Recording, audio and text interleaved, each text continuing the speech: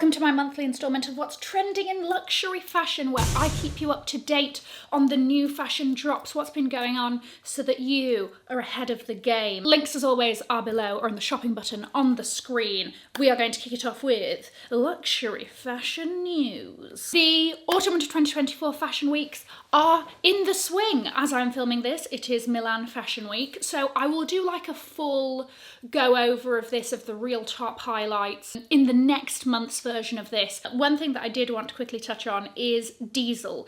They, for like their last few seasons, have done a really great job of sort of getting us, the layman, involved in the show and getting an idea of what it takes to put on a runway show and all of that, right? For the last kind of 2 seasons, you could enter a raffle to get a ticket, and they had like a lot of seats for their shows, like way more than normal runway shows. But this season, they decided for 3 days, they had a constant live stream of their offices in Milan, like showed the casting process for the models, all of this, like what it takes in the run up to a runway show, and all the way to putting it on. And I thought that was really cool and interesting. They seem to be the only brand giving us a bit of that, so for that I appreciate. Now, the Lyst Index came out with the results of Q4 2023, and I will give you the hottest brands and the hottest products and the emerging designers. 3 hottest brands, you're not surprised by either of them. Number 1 being Prada. Searches for Prada were up 41% year on year. Okay, so people were 41% more interested in Prada last year than they were the year before. They also have held an exhibition in Shanghai that's the Prada Sphere. That all kind of helps with getting the people interested in them, getting people talking. Number 2 is the sister, Miu Miu. I've done a whole video going in depth about why is Miu Miu having a moment, why people are obsessed with Miu Miu, all of that. I'll have it linked below. But they held a Miu Miu Club event in Tokyo. They also held an event at their Soho store called Select that was with Emily Ratajkowski. She goes through, picks her faves, and she was there. And you could have sort of Miu Miu branded ice rattling around in a glass while you shop. So there you go. Also, then 3rd on the list is Loewe. Honestly, I kind of feel like those 3 are just going to be bouncing between themselves this year. And let's see if another brand can break into the top 3. The Row debuted for the first time on the hottest brands list. The hottest brands list is 20 brands long. They debuted for the first time at number 18. Let's be honest, a really big help of this is the new It bag, the Row Margot bag. Searches were up 93% for the brand, and yeah, everybody's been starting talking about the Margot being the next Birkin, so 2 and 2 make 4, it makes sense. The other kind of emerging brands, Victoria Beckham is a breakout brand, and this is really down to the documentary that she did with David Beckham. Well, I mean, it was about him, but you know, she plays a large part. She has that clip, famous Rolls-Royce clip. Anyway, she has an incredible sense of humour and knows what she's doing, and so she released some t-shirts that said, my dad owns a Rolls Royce, or something like that, that's, you know, not in back to that part in the documentary, blah, blah, blah. And that did really well. Also, one of her pieces featured on the hottest products list. We'll get back to that. The other breakout brand is Ralph Lauren, who just started their Artist in Residence series. And they started off with Naomi Glasses, who is a 7th generation Dine, I don't know if that's the correct pronunciation, Navajo artist. Going into the hottest products, the Row Margot bag. We don't even... The Victoria Beckham frame belt. We're talking about Victoria Beckham with the Beckham documentary, all of this. Oh, let me have a quick look on her brand. Is there anything there I might be interested in? And she was wearing this belt a lot, actually, so I'm not surprised. It was a bit of an odd one for me. Took me a little bit like, oh, okay, but good for her. And then in number 3, the Miu Miu red kitten heels. Guys, if you're new here, my name is Cassie and I'm a self-diagnosed luxury addict. I put out videos on Mondays, Wednesdays and Fridays, so if you like luxury fashion, then you're gonna love it here. So head down there, subscribe, turn on the bell, become a member of our luxury addicted family. When are we going to rehab? Never. If you want more detail about this next one, I did a full video like going in detail, but Chanel has currently won the case against What Goes Around Comes Around on the 4 counts that they sort of sued them on. I don't know, the legal talk. Is it sue somebody on these grounds, on the 4 counts of Anyway, what goes around comes around have been ordered to pay Chanel $4 million in damages. Like I said, if you want to go into the nitty gritty, I've got a video link below. Now, next piece of news, Kering has pulled their brands from Farfetch. What does this mean? Kering used to have a contract directly with Farfetch that was like, if you're on Farfetch, scroll in a little Gucci, right? There was a lot of Gucci inventory on there because they had a direct contract with Kering. And so if you bought Gucci on Farfetch, it would be fulfilled by Gucci themselves. Usually what Farfetch does is that they have contracts with boutiques all over the world, and the boutique, right, it'll be like a multi-brand boutique. They fulfill your order, right? So they kind of had this direct deal going. Kering have decided, we're not interested following the sale. I mean, I don't know if it's linked. Allegedly, I don't know. Farfetch have recently been sold to Coupang, which it's being dubbed to be like the South Korean Amazon, something like that. And also the CEO of Farfetch has stepped down.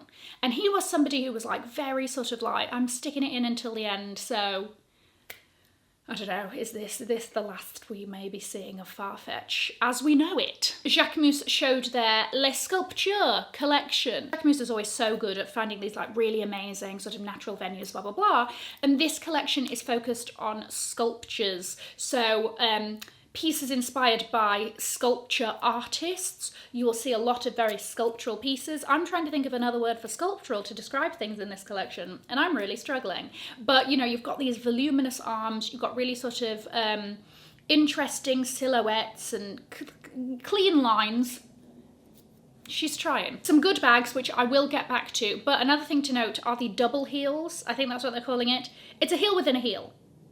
You heard me correctly. So you've got a stiletto, it's a sandal style, that is like one, so it's like, oh, it's a python. It's a nice little python print stiletto. But then the heel goes into what looks to be a heel of another shoe. Optical illusion, well, it's not an optical illusion because you're seeing it and it's real. You know, it's a heel within a heel. They've done something a bit different. It feels a little bit Loewe-ish to me, but I'm quite intrigued. I want to see it on. I want to see it on a person. Does this affect the comfortableness of the shoe? Many questions, but I'm intrigued. If I were you, I also wouldn't be surprised if you start seeing these like out and about for Fashion Week and all of that. The Met Gala dress code has been announced. So a few months ago, we got the Met Gala theme. So the exhibition that the Met Gala basically kicks off is called Sleeping Beauty's Reawakening Fashion. Okay, it's meant to be about pieces that span sort of 400 years, pieces that are too delicate to ever be worn again. The co-chairs have been announced. So we've got Zendaya. She's going to come through with a look. We know it. Like, I'm not worried at all. I am not in the slightest worried about what this woman is going to walk in with, because I know I'm going to love it, because she serves with a capital S. J-Lo, Chris Hemsworth and Bad Bunny. Chris Hemsworth was a bit of a throw. I haven't heard that name in a while, and maybe I'm just not on top of it. The dress code is the Garden of Time. Two sponsors for the event are TikTok and Loewe. So Loewe, they know what they're doing with the flower. Also, Moschino has appointed a new creative director. If you remember, David Wren, who they appointed a few months ago, very tragically died. So they've had to appoint somebody new, and that is Adrian Apiolaza, who seems actually, the way he dresses himself is very eccentric and very cool and very interesting. So I wonder if that will sort of feed into it. But his background is Loewe. He was design director of ready-to-wear for the last 10 years, previously at Chloe, Louis Vuitton and Miu Miu. So he knows what he's doing. Moving into new and noteworthy. My gosh, do we have collabs. Simone Rocha is collaborating with Crocs, and I don't believe that this is the first time, but I will say, when will this torture end? Sometimes I sit here and I'm like, is it me? You know, these things are happening so much that maybe it's me, maybe I'm the common denominator, maybe I'm the problem, maybe I don't see the beauty in these holed rubber clogs. Maybe it's me. But no, it's not me, they're awful. Even if you put pearls on it and a little chunky heel, right? If you put a lipstick on a pig, it's still a pig. Sorry to the pigs out there, right? You've got a really bad rap, but that is just that's the phrase. Nike and Jacquemus, as we know, they've had a bit of a partnership over the last couple of years with sneakers, namely. They have just dropped the swoosh bag, which is exactly what you think it is. It's a leather bag in the shape of a Nike swoosh by Jacquemus. This drops on Monday the 26th. There is a little bit of controversy with this because there was a comment on the post that said, it reminds me of something by my designs by David Perella, who is an artist and art director and graphic designer according to his Instagram. He basically designed a similar bag in 2020. Some people are like, these bags are different. Some people are like, it's not that crazy of a concept to think up anyway. I don't know. Either way, this bag is dropping. Speaking of another bag that's dropped, Mischief dropped their Global Supply telephone bag that they were very kind to send me before the launch, and I did a video for you guys. Again, that'll be linked below. Is this video just one big plug for all of my videos? I don't know, but head down there. This bag takes the concepts of 4 famous designer bags and merges them into one by basically they sent different factories all over the world blurry versions of famous designer bags and asked them to interpret this bag. And together they made this Frankenstein of a bag. That, to be honest with you, is quite a good bag. I think it was done very geniusly and it's actually impressive, and the concept is very cool anyway. So they did that. You know about them. They love to stir up a bit of, a clue is in the name, mischief. Interestingly enough, a partnership has happened between Versace and Roc Nation. And I was like, what does this mean? Does this mean that they'll be dressing all of their artists for the next how many years? Tell me. So, this is, and I quote, for event sponsorships and cause-related initiatives, okay? It's a commitment to creative empowerment, celebrating individuality and fueling positive change. So this means that I think Versace will be supporting some scholarships that Roc Nation does.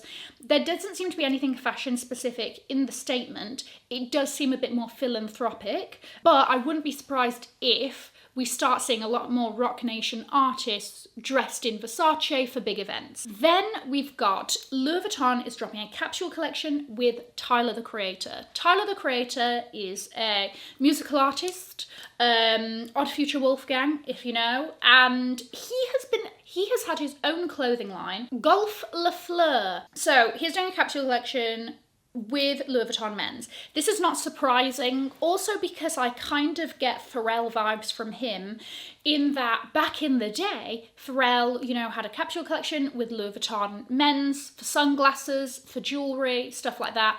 This I kind of see as like the next generation of that coming forward. There's some really cool stuff. There's some really interesting pieces as part of this collaboration. There's like a chess set and all of that. You know me, in for the bags. There's one little, you know, my little Keep All XS that's been done to look like a waffle, and the charm on it is a little thing of syrup. That's really cute, let's not lie. No, but the bag that's really intriguing me is a really, really great Speedy in a really great green in the damier print. What size does it come in?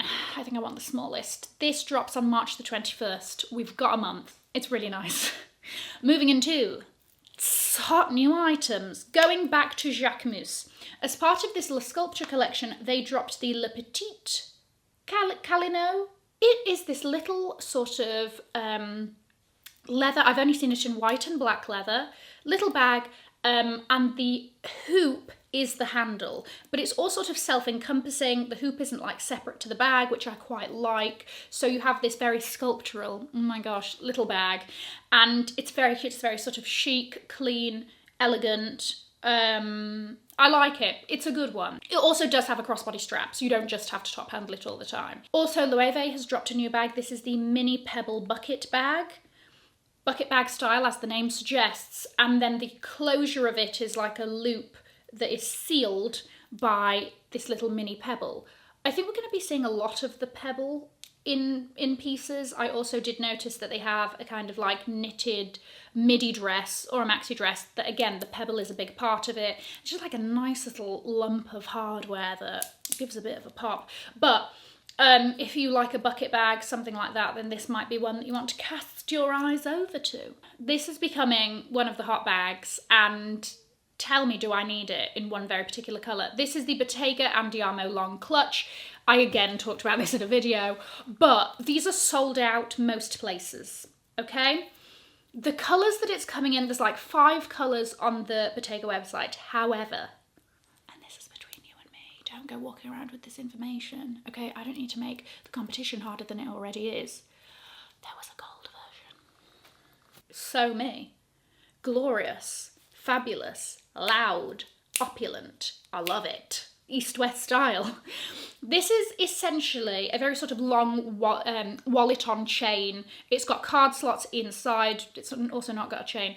It has a top handle, and then to fasten it, it's sort of this knot on a string that sort of threads through a little tunnel in the front. The most popular colour that people seem to be getting it in is the fondant, which is the chocolate brown. There is also like a foresty green. I've heard that there are wait lists in the UK. I did call up the Bottega Veneta in the UK and they were like, listen, this is on a wait list and I don't know when they're going to come in and you're a bit late. And I was like, thanks for that. So this is a thing. Jump on it. We're going to be seeing more of them. There we go. Guys, let me know what you thought of the news in today's video. I'm going to leave a link to another video over here in case you haven't already seen it. Have an amazing morning, afternoon or evening wherever you are. And in the words of my father, if you've enjoyed it, tell your friends. If you haven't, keep your mouth shut. I'll see you in my next video. Bye guys.